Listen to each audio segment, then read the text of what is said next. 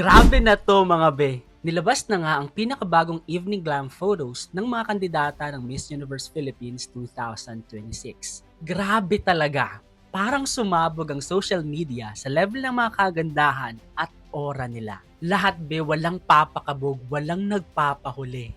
Face card? Check. Glam? Check din. International Queen vibes?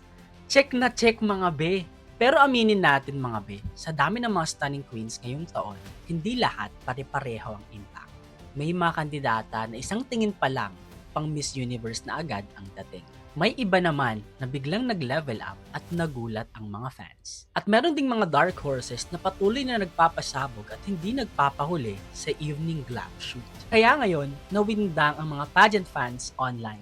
Yung mga top 5 nila, gulong-gulo na rin. May mga kanya-kanyang bets, may heated debates, at may mga queens na biglang nag-trending dahil sa kanilang killer glam moment. Dito na masusubok kung sino nga ba talaga ang may face card, presence, at star quality na kayang lumaban sa international stage. Pero wait lang mga be, bago ko ilabas ang listahan ko, tanong ko muna sa inyo, sino sa tingin ninyo ang pinaka nagpasabog sa evening glam?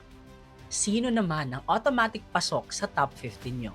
At sino sa tingin ninyo ang queen na dapat pag-usapan ngayon? Leave your comments and opinions below dahil sa susunod na video, ilalapag ko naman ang aking personal top 15 best evening glam sa Miss Universe Philippines 2026. At warning lang mga be, may mga pics dito na siguradong magugulat at magpapainit sa usapan ng mga pageant fans.